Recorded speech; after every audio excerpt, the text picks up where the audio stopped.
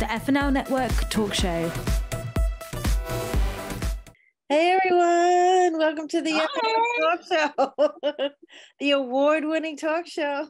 Yeah. Hi guys. Great to see you all. Hi, good to see you.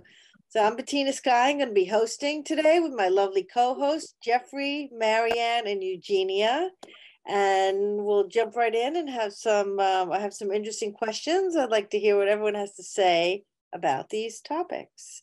So the first question that's on my mind is about these ancestry kits that a lot of people are doing and getting all kinds of results. And I'm wondering what your personal thoughts are, if those are good ideas or we should steer clear from them. So for this question, I'd like to start with Eugenia. Oh God. Okay. Well, my ancestry, I'm from Siberia. I'm sure, you know, lots of, I haven't done the kit, just to let you know, because I have a mixed feeling. I'm really dying to know, like, what is my mix, even though I look, you know, very Aryan, I would say. But I still would love to know what it is, but I'm scared it's going to be stolen and used against me. Like, that's the thing. I don't know where they collect the data. Where does it go? Like, you know, how much I can trust people with that, especially now with all this DNA developments, and they say babies will be like born outside the womb. It's already work in progress. It just, you know, the future kind of scares me. I know it's also exciting, but personally, I think I want to keep my DNA information to myself until I know 100% that it's secure. It's not going to be stolen by some lab and used to create more similar babies with my DNA or things like that. I don't know, you know, it's like, so that's where I'm at. I'm sure everybody has a different story and a different reason to do, you know, the test and know where you're coming from. I know who my parents are, who my dad was, you know, and I think it's beautiful to know also that we all kind of come from all parts of the world, no matter how we look. We all have a little bits of, you know, each other. Somewhere we're mixed along the way, for sure. I definitely think I have some French blood, because once I was born, I was like, take me to Paris. I wanted to be named Coco Chanel and moved to Paris right away. Like, I don't know where it's coming from, but that's great. I was obsessed about that. So I think I do have some French in me for sure. Cool. All right, let's go to Geoffrey for let's hear what you have to say. Well, I do know I'm Creole. The only thing I have with that is just, I don't know where they're getting the download to get all the information. So I'm kind of skeptical of people pulling and putting all this data together to create what is supposed to be my heritage. So that's the only thing I struggle with, you know, is so many things that they can do to, you know, manipulate and, you know, put stuff together. And just like Eugenia said, if it is true, I don't want people having my information just floating through the system, especially with so much going on in the, you know, the computer world, the cyber world and all that. I don't want someone taking my stuff and using it for their own self-worth. So that's my opinion on that. That's how I feel. I'm just skeptical. Gotcha. Okay, I think Marianne might have something interesting to say about this. So share. Okay. I did do Ancestry and I did do 23andMe. So a little background on me. I'm just going to say certain individuals who are related to me that chose not to be a part of my life ever. And when I was in my early 20s, I went on a journey trying to meet these people and I was rejected. In fact, one of them told me I was a mistake, and that the family did not want me. And these people supposedly were Christians. And I was a kid in my early 20s. I mean, I just wanted acceptance. So years later, I mean, we're talking 13 years ago, probably is when this happened. Years later, I did the ancestry test, and lo and behold, some of these people are popping up. So it was kind of triggering at first because I'm like, oh gosh, so it's really true. I am unfortunately related to these people, but I mean, I don't wish anything bad on them, but I just know I always had this question of where I came from. And just, I would encourage anybody that's wanting to find out where they come from, keep an open mind, prepare for rejection. If you don't know parts of your DNA relatives, prepare for the worst, hope for the best. Now that I'm pushing 40, it's different. I'm okay with the way things are, because I know that I don't want certain people in my life if they're going to be toxic to me. And I think they're not there for a reason. I'm not going to bash anybody. I'm not going to say bad things about anybody, but I am going to say, I don't think I would be as successful as I had been if certain people were in my life, because I think they would have held me back. Very limiting beliefs and morals and standards. And I've done a lot of growing too. I mean, in my early 20s, I made a lot of mistakes. I really did. I didn't do everything right. But now being older, I realize sometimes it's a gift in disguise when somebody doesn't want you. And Bettina, you and I talked about this, and Eugenia, me and you've talked about this too.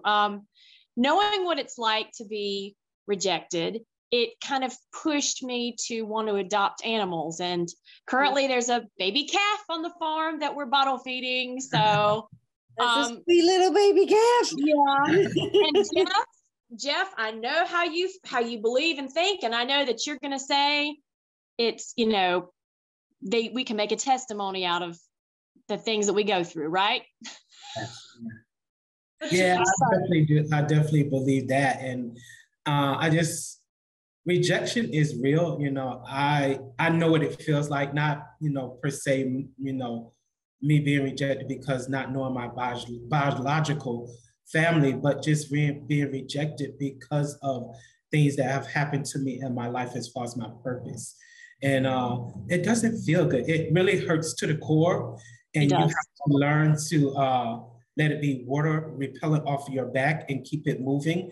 But in deep within, when you have those down times, you think about those things. You think about, why am I not being accepted? Why are people treating me the way they're treating me?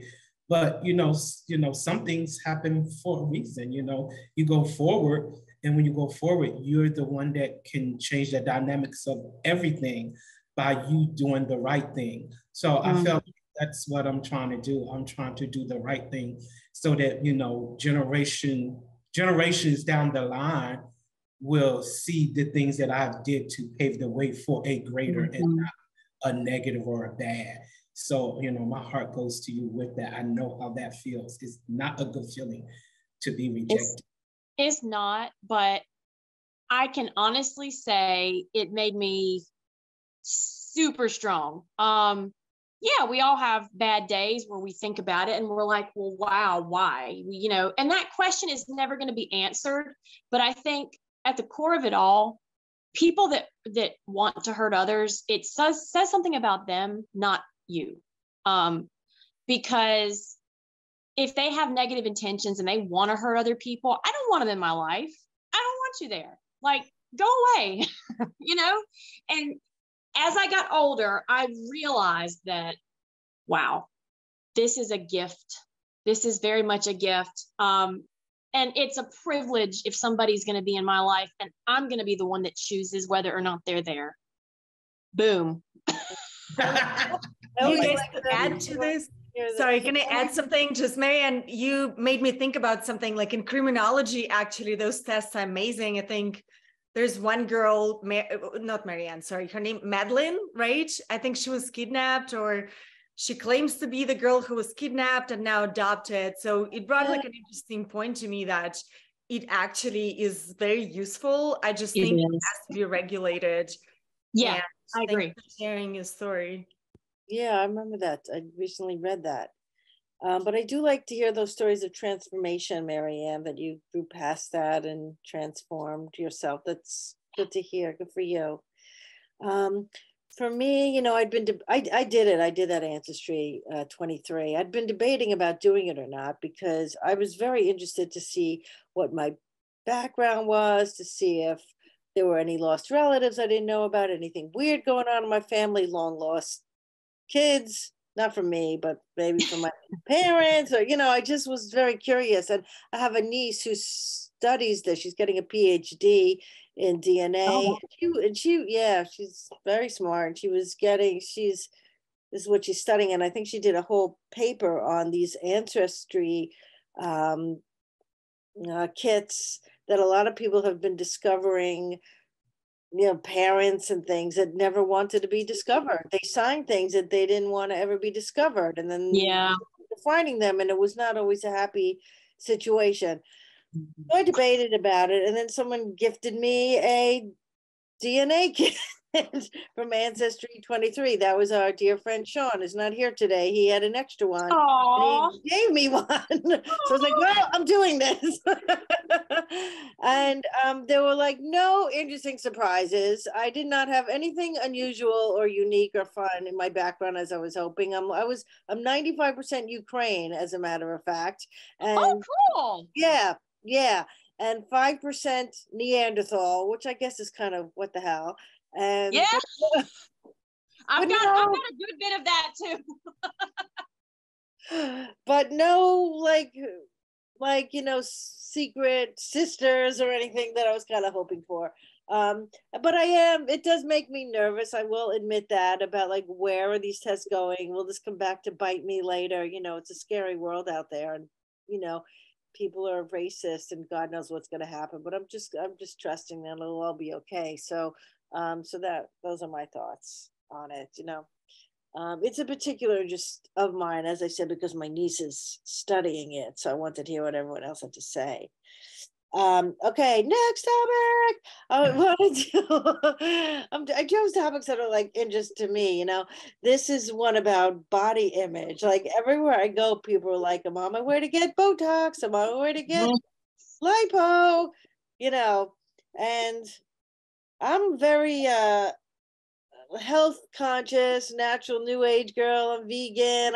I don't believe in anything like unnatural in your system, and it always freaks me out. And it's so popular that people don't even think twice about it. To me, Botox is putting a poison in your face, or getting lipo is really screwing with your body. That might come back to haunt you later. But anyways, I'll talk more about that later, my opinions. Let's go first to Geoffrey, see what he has to say about this topic. Okay, so I just have an issue with the Botox. Anything that I feel like you put into your system, to me, I feel like you don't know the side effects of them down the road. You're putting all these different chemicals, because you don't really know, they're telling you the one thing, you don't know the reaction that it does when it breaks down as you're getting older in your system. I mean, your system is already designed to be able to function on its own. You were born in this world to be able to function with everything that's inside of your vessel. So when you take that out of the norm and you're starting to download other things into your system, your buds, your lips and stuff, there's side effects. I don't care what nobody say, there is always going to be side effects. And it may look good now, but down the road, it could be damaging to your system. So I do have opinion when it comes to that Botox, all that Botox, the lifting and all that crazy stuff. You have not done any Botox or lipo or any cosmetic surgery, is what you're saying. For me? Yeah. No. I work out. I am 51.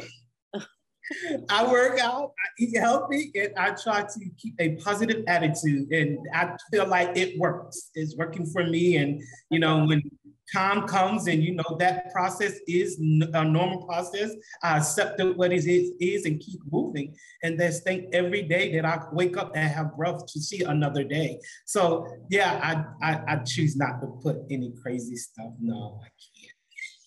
Thank you, Geoffrey. Let's move on to Marianne. Guilty. So tell me about that experience. Painful. I do not have any fillers. I don't have any fillers. I don't have the big poofy lips or anything.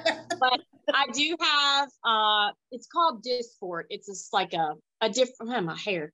It's a different version of Botox. It's like a it's a little bit less expensive, but I have a little bit in my forehead because I have a very expressive face.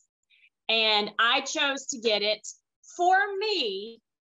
It really helped my self-esteem because I had some forehead lines that I hated. I hated them. And they were worse than a lot of people's. And it just made me feel better. So yeah, I'm guilty of getting that done. But I do think that a lot of it is, of course, based on the negative body image that us as women often have. We see unattainable standards, you know, skin that has no wrinkles, skin that's perfect. And that is a natural part of aging. It is what it is. And I've always been very conscious about my skincare. I've never really tanned much. I always wear sunscreen because obviously I'm like Snow White. But still, you know, everybody's going to age at different rates. But for me, that's a little bit of something that I get done. It doesn't break the bank. It's not super expensive. But what I don't really understand is like the huge lips, the big old booty, which I've got enough of a booty anyway, so I don't need that. But but the big lips and the, you know, the, like, what do they do, like calf implants, butt implants, breast implants, which I don't need those either, but I don't understand that part. Like, to get a piece of plastic put in my body would scare me. The little bit of the Dysport, you know, I did my research, I talked to the lady, I got to know her, she's now a friend of mine. I trust her. But the implants, and I don't judge if that's what somebody wants to do, more power to them. But for me, I would be terrified. Like, I'm terrified of surgery, period. And I've got friends that have, you know, breast implants, but I'd be scared. I'm not like, am I going to wake up in the middle of it? Like, I'm a chicken when it comes to surgery and needles and blood. I just can't. But for my personal, what I wanted, I did get a little bit in my forehead, and it makes me happy. But I do understand the flip side of what's going to happen later. I guess I'll find out. I guess you'll find out. Thank you for sharing. Okay, let's hear what Eugenia has to say. Eugenia's like a model and actress, so. I know. Well, I have so much to say about it, and I've done so much research on that and just thought about it from like so many different perspectives. Just, you know, starting to model when you were 13 and already, you know, you sell all these products and creams for like anti-aging. Like the whole system just felt very strange to me, being in front of the camera, and, you know, like there's Photoshop, but some products are like, oh, you can't Photoshop it. So they would bring huge cinema lights and like burn out eyes just because they were trying to make sure that you have like no imperfections. You know, it's just such a system. It's very corrupt, and I don't judge anybody, you know. It's just very interesting. I read this book and it said like previous generation of humans were all about survival, right? We had to have enough like food on the table and wars and territories, but now it's actually getting better and better. And now the next generation of people will look to live forever, right? Because they don't have to deal with that much like hunger. Of course, there's always like hunger and wars, it never ends. But still, at the rate that it was before, historically speaking, now people are obsessed about living forever. And I can tell you, being in Hollywood, you know, especially now, like where everybody's under microscope, and now it's all filters, and, you know, the Oscars, everybody was saying, any person is on Ozempic, this weight loss. Oh, yeah. And that really changes, you know, your perspective on like body diversity. And that was a big problem for me too, because I had anorexia, you know, I tried to fit into like -0 dresses and just fit into everybody's perception of beauty and reality. And, you know, I do a little bit of Botox, just, you know, I don't see anything wrong with that. Like I do tiny bit because as a model, you kind of have to, you know, I believe in maintenance. Like I color my hair. I'm not perfect, you know, I try not to be cruel to animals and, you know, see where I can do that on my part.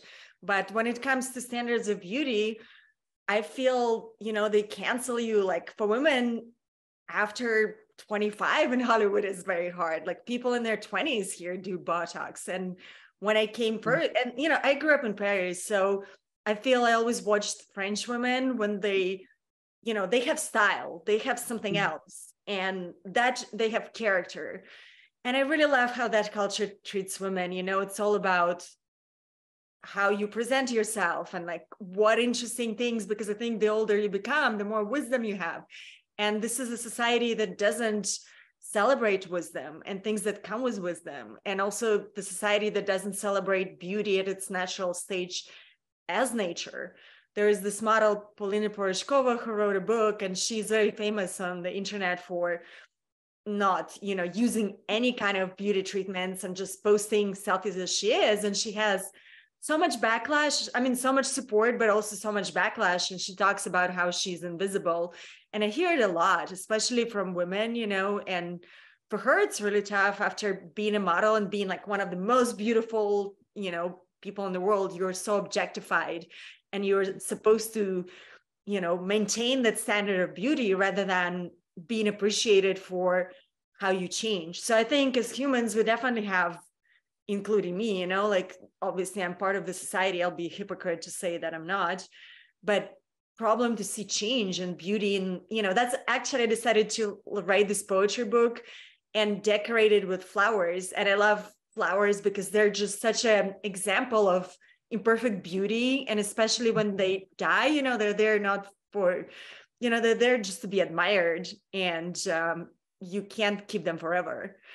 So I remember coming to LA after Paris, and kind of never even thinking about doing anything. And I was, like 21, 22, had my kid, and I was coming back, I had felt so much pressure to fulfill all my modeling contracts. And I did try to lose weight like right away and starve myself again, even though I swore after, having anorexia, I never go that route. But, it was being a model, you're like, okay, in a month you have to come back after a baby. And then I went to a dermatologist and she's like, oh, you know what? You should have fillers. And I was like, oh, I didn't even know, right? Like 21, 22, I don't know. I'm like, sure, let's do it. So they put fillers to me, and thank God I was like, my agents thought it was baby fat and I was like coming down, with my face, but I couldn't dissolve these fillers for 2 years, you guys. And I was sold onto this, oh, just do it, and like sign paper. I didn't understand nothing that I was doing. So of course, after that, I stopped everything. Like a lot of times people will sell you like, oh, you should do this treatment and that treatment. And looking back at like my, mom or grandma, they look stunning and gorgeous and they don't use anything but soap. I think we're just sold into this insecurity, which I do share, like when my job depends on it. Ageism is a real thing, I think, for men and women. Like I see so many men in Hollywood getting facelifts. You guys wouldn't believe how insecure they are, even if they're behind the camera. And I think once we like don't change the narrative, but it does sell a lot of products, that's the thing. It's always about greed and selling products, especially in this country, I feel. And whatever you can, like, go into this organic store, Erewhon, they're trying to sell you the opposite thing. Oh, super like CBD oil, and it does that and this, and then you're like, it doesn't do anything. It just sells you the idea of feeling like I'm organic and things like that. So there is that part, I try to use as less as I can and kind of maintain, where I do feel healthy, but I don't overdo it. But also now I can see a lot of celebrities that take out like fat in their cheeks. I noticed just for fun, like Chrissy Teigen did that. And at least people are talking, right? Like an older generation of actresses, they're like, no, I'm totally like natural, denial. And they'll look nothing but natural, right? So at least you can, like, I appreciate people who acknowledge exactly what they're doing rather than just lying about it. Yeah. But at the same time, it's, it's very hard to be in front of the camera and not being appreciated for, especially in modeling business. I think, you get paid less, like the older you get, and it's not the same career. And, it's just what it is. Like people don't appreciate the wisdom or the expertise that you have. So yeah, it's very interesting, even though I think there are people who push diversity, and I admire that. Yeah, that's what I see all around me, you know, and I just would like to promote the idea that we're just beautiful as we are, and that people kind of get used to see like what a natural face looks like. You had a good point about our grandparents. My grandmother just put cucumbers all over her face, and she now, oh my goodness. Let me turn off my phone.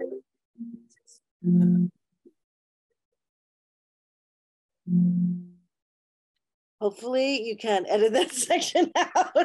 Okay. Yeah. So I mean, I'm the oldest one here, and I mean, I do have filters on my Zoom thing to make me look a little better. But I mean, I do dye my hair, and I did get the vaccine. I thought that was important. But other than that, I don't like to, you know, I don't like to do anything. It scares me. I think there'll be repercussions later. You know, you put Botox in, and then doesn't it like later get more wrinkly, and then you have to add more? I don't know if that's true. That's kind of my fear of it. But anyways, okay.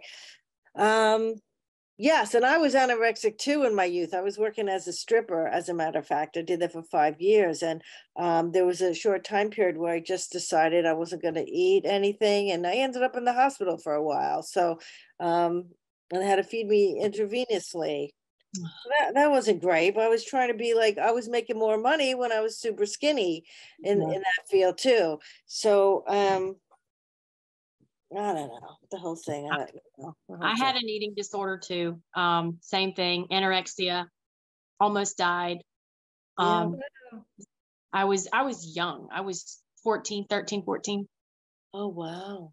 Taller than everybody else because I'm 5'9". So taller than everybody else and developed quicker than everybody else. And so I was bigger than everybody else, but I wasn't fat. I was taller. I weighed more. Wow. I didn't like that. So yeah, it's hard. It's very hard. It's scary. Well, that's why I feel like, you know, in Europe, it's much more, people actually appreciate wiseness over artificial kind of presentation from the outside. But it's not like this here. Like now I feel everybody just has a lip injection. Oh, they do. It's so accepted. And I live like upstate New York in a rural country. I mean, I'm also in the, you know, I'm an actress, so I hear that around actors, but I also hear it in this rural country, like, you know, with my trainer at the gym or different people. I don't know. Okay. Anyway. I think you should age gracefully. I just want to say this. I love to see women and men age gracefully, because my opinion on that, when you're younger, the maturity is not there, but as you get older, you carry it so different. Like I just carrying it so different, and they walk with a walk that make them feel confident, because you don't know who you are from your young age as you're growing older. So once you figure out who you are, you carry it with the confidence because of who you figure out who you are. And to watch people, you know, a lot of women in my family and men, they age gracefully, and especially the women, they love to wear makeup and all that, and they look good as they age gracefully, and they carry it. I don't know, it's just a class with it when you see someone older and how they walk and how when they come in the room, there's a presence about them because of who they are and what they've experienced in life and the wisdom and the knowledge that comes from that. I just think it's beautiful, you know? Yeah. It's my opinion. It'll be like that. Yeah. Okay. Well, shall we move on to the next topic? Okay. Sure. This one kind of hit me because I'm just, wow. You know, they banned the abortion pill in Wyoming, which blows my mind. I mean, what about these young girls who are getting pregnant and they didn't mean to be? What are they going to do? Are we going to be able to mail them these abortion pills? Like, how are they going to even regulate this? And there's prison fines and high bails. I mean, what the hell? All right, so let's start with Marianne on this topic, please. This is definitely a hot button topic for so many people. I don't believe abortion should be everybody's birth control every time you get pregnant. If you know that there's a possibility, I'll just get an abortion. That's one thing, but I don't agree with them outlawing it, because there's so many circumstances that they don't know about. They have no idea what a woman is going through. She may be being abused by her spouse or significant other. This woman may have been raped. What if, her life is in jeopardy? What if she can't provide for the child? And people say, oh, adoption's better. Not always. It is not always better. More often than not, adopted children have difficulties, and a lot of them, they end up in foster care, and that's terrible. That's no life. I mean, and there's probably a lot of people in my area that would strongly disagree with me and hate what I'm saying, but no, I'm not an advocate for just having an abortion just because. But if you just find out that you're pregnant, it's early on, and you're not in the right circumstances, what's the difference between that and like the morning after pill? Aren't they similar? I mean, I haven't done a whole lot of research on this, but I don't think they should take away their rights. It's kind of like taking away their autonomy on over their body. And granted, I hate, a lot of people talk about, well, what about late term abortions? I don't like those. I think those are scary. But if somebody's finding out, early on, and they know they're not in a position to provide a life or love or care for a baby, that's different. And who is the government to tell people what choice they can make? They're not living their life. They're not walking in their shoes. Yeah, that's right. Okay, Eugenia. Well, I agree with you, Marianne. I think the rights are what it comes to, for a woman to have a right. Like, I feel like this country just digressed, honestly. Like, I don't know what's happening in the world, but for me, when I came to America, it was, this whole American dream or whatsoever. And I feel in the last few years, with whatever, polarization of this culture and cancel culture and everything else, and the abortion rights are like the very least that women were fighting for. I feel whatever was happening like in the 60s and, all those generations are just, they came back to nothing. It just shocks me, honestly. I was always fighting for equal rights, but when I started noticing that the abortion rights, like were reversed, I'm just really angry as a woman, because it's hard to judge. I had to go through an abortion, and it's a terrible thing to happen to you. But as a woman, sometimes you're not in a place to, as you said, to provide the life, or maybe the baby's not healthy. And just thinking about rape victims, and what are the circumstances now that people will go and do this abortion under not, clinical accepted circumstances? Like, who is going to do the business on the side? Because there's always going to be a need for that, right? Is it safe even for the mother? I think death in the childbirth is really high in US, despite everything that we have. One of the highest, as I said. Now I was reading the statistics. So if you don't have doctors who provide enough of doctors or pills or anything else, I think it's just, for me, it's the way of patriarchy that it tried to control and suppress, the female rights. And unfortunately, I feel like we're back to Middle Ages, where people burn witches and take everything they can from a woman. Yeah. So I'm super angry about that. Yeah, it's horrible. Okay, Geoffrey. Well, I'm not a woman, but I don't know what y'all go through, but my opinion on that, I don't think they should take the rights from them. Just like Eugenia and Marianne said, especially when it comes to women being raped. And I think it's just very unfair. And I'm looking in future by them taking that away, the rights, the outcome that could transpire where women doing things that they normally wouldn't do, not to keep the baby. So it could become an even worse situation. So I think it's just very unfair that they're not giving them the choice and freedom to be able to choose what they decide to do when it comes to if they want to keep or abort that baby. You know, my opinion as a minister, you know, life is precious, but if it's situations where people have, you know, I just keep going back to the rape. It's just like nobody wants to be able to have to struggle with that. The baby comes in this world and the mother may not love the baby as much because of what did transpire with them being raped, and the baby is affected. You know, I just think about those things. You know, it's just not a pretty thing that they're doing that. And it's all about, to me, it's control. Everything is about control now, and how you can dominate and, you know, allow people to be under your rule and reign.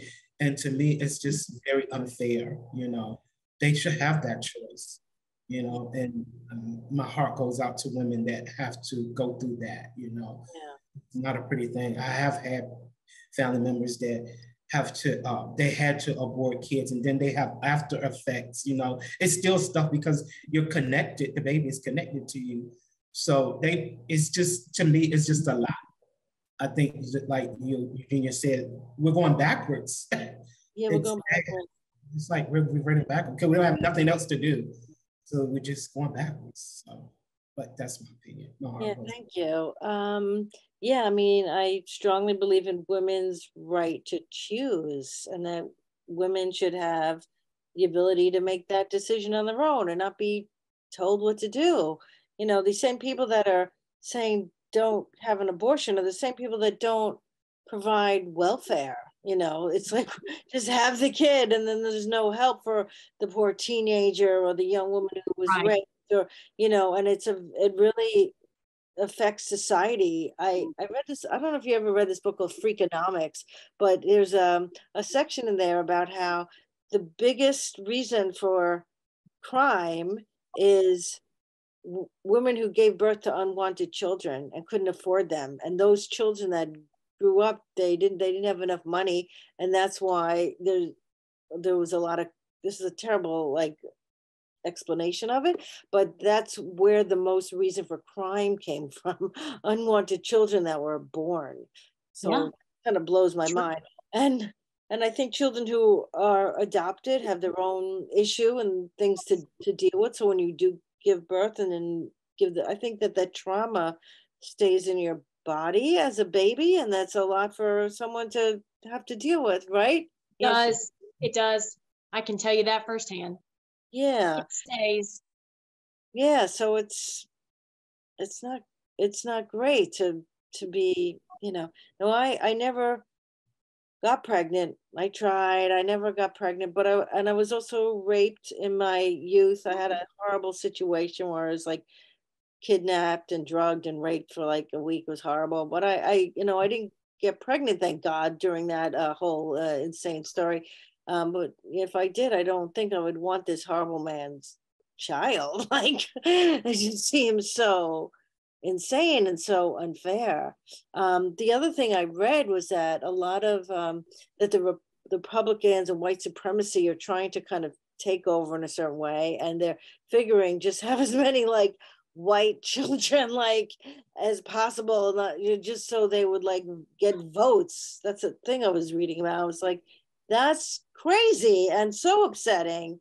So I don't, the idea of trying to also control women with this is it's not coming from a good place, that's for sure.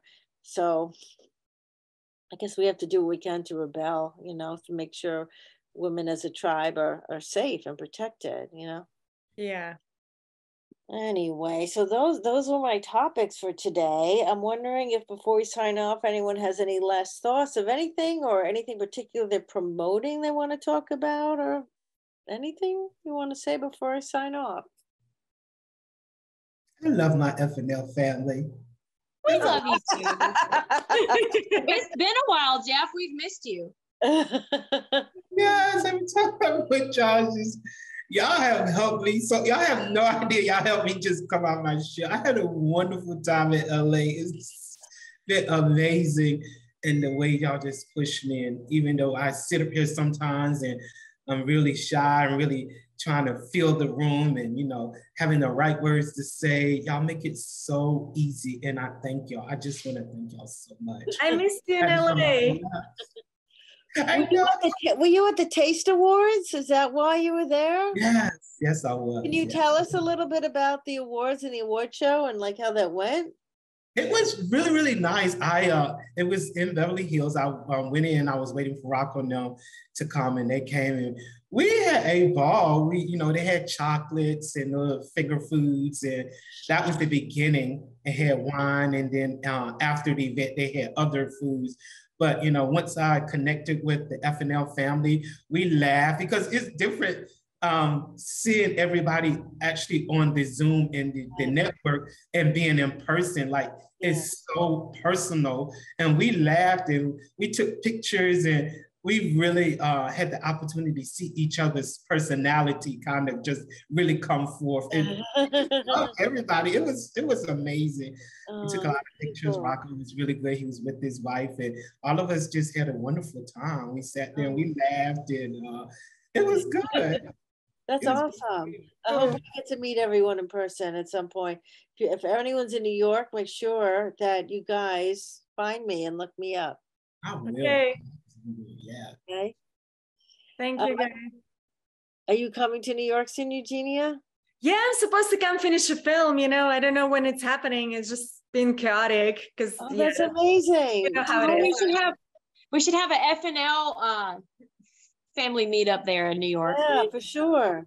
You don't know when? Do you know? Will it be in New York City exactly? Or yeah, it will be New York City. Yeah, I'll let you know. Yeah. Okay, yeah, we'll all meet up. That'll be like fantastic. Jeff, I'll pick you up in Virginia. You can do that. I'm just one state below you. Yeah. I look forward. I love getting on the road. Road trips are good for me if it's not too far. It's very therapeutic. So yeah, let's do that. Especially New York. It's like it's happening. 6 hours away. Yeah. I travel there a lot, especially with the New York Fashion Week. So yeah. Okay, great. Yeah. Great. LA too. We can go back to LA. I love going to LA too. I had a while in LA. It was amazing. I hope to be there sometime this year. I don't know when. All right, guys. Well, we're going to sign off. That was awesome, as usual. I will see you again soon. Thank you. Bye, guys.